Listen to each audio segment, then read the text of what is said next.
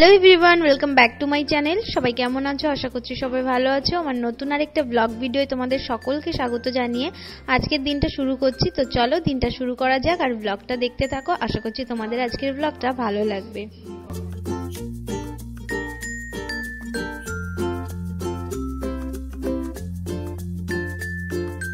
সবার প্রথমে তোমাদের দেখিয়ে দিই, দুদিন আগে একটা পার্সেল এসেছিল, সেটারই আনবক্সিং। তো এর ভিতরে যে পার্সেলটা আছে সেটা আমার খুবই প্রয়োজনীয় একটা জিনিস। এর ভিতরে একটা মফ আছে, যেগুলো আর কি জল লুজ করা যায় অটোমেটিকই, যে মফগুলো তোমরা সবাই চেনো এটাকে। এখন প্রত্যেকটা ঘরে ঘরে এই জিনিসটা ব্যবহার করা হয়। ঘর মুছতে প্রচণ্ড সমস্যা হওয়ার কারণে এটা ইমিডিয়েটলি আর কি অর্ডার দেওয়া হয়েছিল। ভীষণ হেল্পফুল জিনিসটা। এটা হচ্ছে তারপরে আমি যেদিন থেকে ব্লগটা শুরু করেছি সেদিনকার সকালবেলায়। তো আজকে হচ্ছে লোকসভার ভোট। সকাল সকাল ঘুম থেকে উঠে আমি রেডি হয়ে গেছি। এখন ব্রাশ করে একটু ফ্রেশ হয়ে চাটা খেয়ে চলে যাবো ভোট দিতে, কারণ ভোটের ব্যাপার স্যাপার সকাল সকাল দিয়ে চলে আসাই ভালো। এখানে ফ্রেশ হয়ে নিয়েছি, আমি আর মা বেরিয়ে পড়েছি। ওই 6:30-7টার দিকে বেরিয়েছিলাম, তো তখনই রোদের প্রচণ্ড তাপ ছিল। এসে আমরা লাইনে দাঁড়িয়ে পড়েছি। একদিকে লেডিস লাইন ছিল, একদিকে জেন্টস লাইন ছিল। তো এখানে লাইনে দাঁড়িয়ে পড়েছি। এবার আমার টার্ন ছিল। আমি গেলাম, গিয়ে ভোট দিয়ে আসলাম।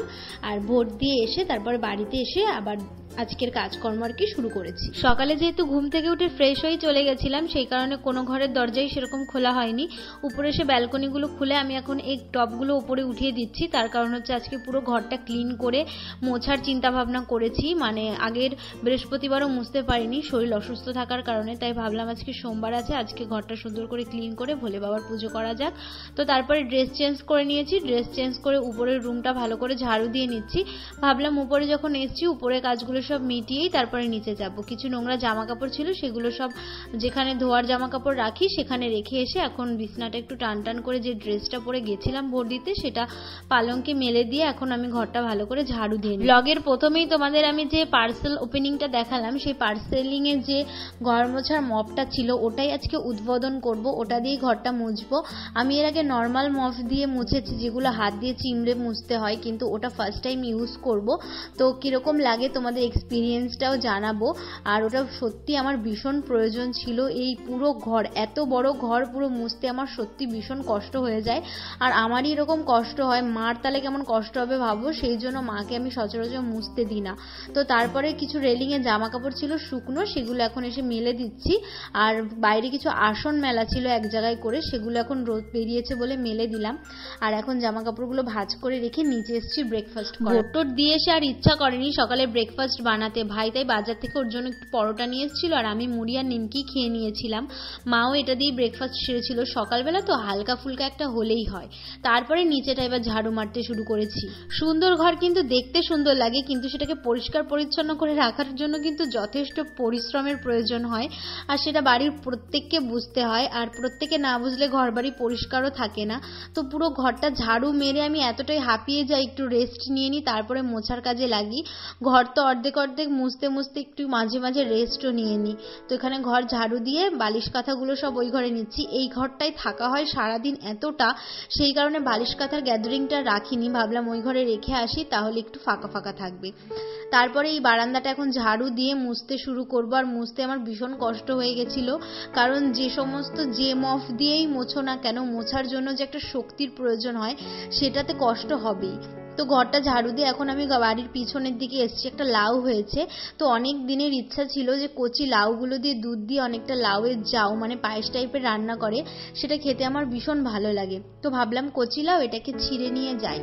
তো ছিঁড়ে নিয়ে গিয়ে কাটার পরেই দেখলাম যে লাউটার ভেতরে বীজ হয়ে গেছে। আসলে যে লাউগুলো দিয়ে পায়েস রান্না করা হয় সেগুলোর বীজ একদম মানে হয়ই না, কচি থাকতে হয় অতটা, কিন্তু এটা অনেকটা বীজ হয়ে গেছিল, যার কারণে আমার মনটা ভীষণ খারাপ হয়ে গেছে। কি আর করবো, অগত্যা এখন একটু জলই খেয়ে নিই। আমার ভীষণ ইচ্ছা ছিল লাউ দিয়ে পায়েসটা খাওয়ার, আর মা ভীষণ সুন্দর করে ওটা, কিন্তু আর হলো না, কি আর করা যাবে। আমি সচরাচর লেমনের এই লাইজলটা দিয়ে ঘর মুছি। এটাই ঘর ভীষণ সুন্দর পরিষ্কার, একটা আলাদাই ফ্রেগ্রেন্স বেরোয়। তো সেটার জন্য ঘরে আরো বেশি সুন্দর, মানে ঘরের ভিতরটা আরো বেশি সুন্দর সুন্দর ফ্রেশ স্মেল আসে। তো ওটা দিয়ে আমি সচরাচর মুছি। আর এই মফটার কালারটা আমার এত সুন্দর লেগেছে, এত পছন্দ হয়েছে, যে এটা দিয়ে আমার আর কোনো রকমের কোনো খারাপ কাজ বা কোনো রকমের কোনো ময়লা কাজ করতে ইচ্ছা করছিল না। আর এটা দিয়ে ঘর অসাধারণ ক্লিন হয়, কি বলবো তোমাদের। আমার আজকে আজকে ঘরটা মোছার পর সত্যি ভীষণ ভালো লেগেছিল। তো তাড়াতাড়ি করে উপরটা মুছে নিচে গিয়ে কিছুক্ষণ রেস্ট নিয়েছিলাম। আর ব্যালকনিটা মুছতেও প্রচণ্ড কষ্ট হয়েছে, কারণ এর আগের দিন যেদিন আমি ঘর মুছেছি সেদিন ব্যালকনিটা মুছতে পারিনি, কারণ ব্যালকনির তালাটা দিয়ে আমি চাবিটা কোথায় রেখেছিলাম খুঁজেই পাচ্ছিলাম না। সেই কারণে আগের দিন আমি ব্যালকনিটা মুছতে পারিনি, যার কারণে ব্যালকনিটা প্রচণ্ড নোংরা হয়েছিল। তো ওদিকে মোছা হয়ে গেছে, এখন সিঁড়িগুলো ঝটাপট মুছে চলো নিচের দিকে যাই। পুরো ঘর ঝাড় দিয়ে পরিষ্কার করে মুছতে মুছতে পুরো 1 থেকে 2 ঘন্টা মতো আমার লেগে গেছে, একদম কনস্ট্যান্ট মুছেই গেছি।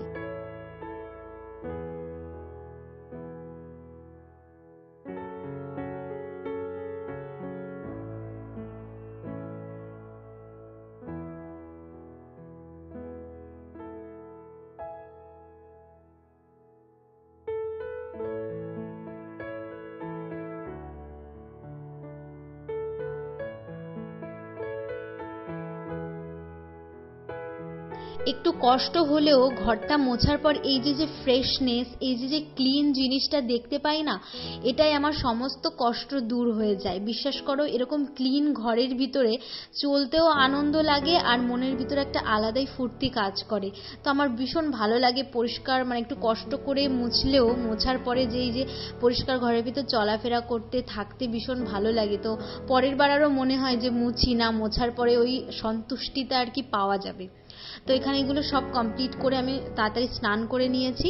আজকে শ্যাম্পু করেছি, স্নান করে এখন জামা কাপড় মেলে দিতে এসেছি। জামা কাপড় মেলে দিয়ে একটু ভোলে বাবার পুজো করব আজকে। বাড়িতে দুধও ছিল, তাই ভাবলাম যে একটুখানি পুজো করা। যে সমস্ত সোমবারগুলোয় আমি বাড়িতে দুধ থাকে সে সমস্ত দিনে এইভাবেই পুজো করি।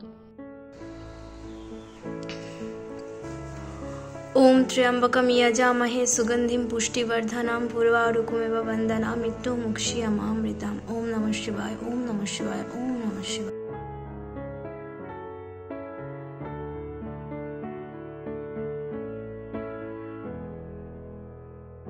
আমাদের শঙ্খর ডিজাইনটা আজকে তোমাদের দেখিয়ে দিই। শাকটা অনেক বড়, আর এখানে একটা ভোলে বাবার মূর্তি দেওয়া আছে যিনি বসে তপস্যা করছেন, হাতে ত্রিশূল ডুগডুগি রয়েছে। তো এই শঙ্খটা অনেক জোরে বাজে, আর আমাদের শঙ্খটা দেখে অনেকে এরকম শঙ্খ কিনেছে, কিন্তু আলটিমেটলি আমাদেরটার মতো আর বাজে না এত জোরে। তো এখন আমি পুজো করে নিচ্ছি। পুজো করে নেওয়ার পরে দুপুরে লাঞ্চ সেরে একটুখানি নিজের কাজকর্ম করেছিলাম, এডিটিংয়ের কাজ, একটু পড়াশোনা করে নিয়েছিলাম। তারপরে বিকালবেলায় ছাদে এসেছি। ড্রেনগুলোয় যে গাছগুলো আছে, গাছগুলোর ভিতরে প্রচন্ড পরিমাণে মানে যে সমস্ত ঘাসপালা থাকে সেগুলো হয়েছে, যেগুলো গাছের খাবারগুলো আর কি খেয়ে নিচ্ছে, গাছগুলো ভালো হতে পারছে না। তো সেগুলো তুলে ফেলে দিলাম, আর এখন গাছগুলো ভালো করে জল দিয়ে দিচ্ছি, আর হাত দিয়েই গাছগুলোকে একটু স্নানও করিয়ে দিচ্ছি, কারণ সারাদিন রোদের ভিতর থাকে এরা, ধুলো ময়লাও পড়ে, সেই কারণে প্রত্যেকদিন যতটা পারি এদেরকে স্নান করিয়ে দিই। তো এগুলো করার পরে সন্ধ্যা হয়ে গেছিল প্রায়, নিচে গেছি, আর ওপরে ব্যালকনিটা লাইট জ্বালানোর পর কিছুক্ষণ পরে এসে দেখি পুরো ব্যালকনি পোকায় ভরে গেছে। কি বলবো, খোলা মাঠের ভিতর আমাদের বাড়িটা, তো 2 দিন বৃষ্টি হয়েছে। বৃষ্টি হওয়ার পরের দিনগুলো পোকার উৎপাতে থাকা যায় না, যার কারণে নিচের তো লাইটগুলো জ্বালাই না, শুধু ব্যালকনির লাইটটা জ্বালিয়ে রাখি, কারণ ওটা রাস্তায় আলো দেয়, লোকজন যায়। যদি লোকজনের জন্য আলোটা না জ্বালাতে হতো তাহলে এটাও জ্বালাতাম না। এখন একটা নাইটি পরে নিয়েছি, বাড়ির পাশেই একটা মহোৎসবের অনুষ্ঠান হচ্ছে, তো সেখানে নিমন্ত্রণ ছিল বাড়ির একদম পাশে, সেই কারণে নাইটি পরে যাচ্ছিলাম। তো গিয়ে দেখলাম এখানে সব দলটল আসছে, আনন্দ ফুর্তি হচ্ছে। ব্যাস এইভাবে আজকের দিনটা আমার কেটেছে। বাড়ি এসে দেখলাম আরেক কাণ্ড। আমরা বাড়িতে নেই, সেই ফাঁকে আমার ভাই নিজেই আজকে প্রথমবার সিমইয়ের পায়েস রান্না করেছে, আর এখানে ভাত ভাজা করেছে। ছেলে কত বড় হয়ে গেছে, আবার থালা বাসন ধুচ্ছে।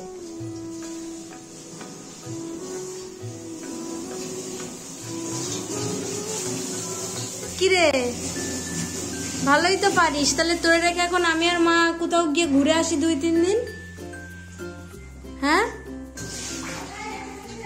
যাই। ও মা, ও যখন এত সুন্দর শিখে গেছে, তাহলে তুমি আর আমি 2-3 দিন গিয়ে কোথাও ঘুরে আসি, চলো।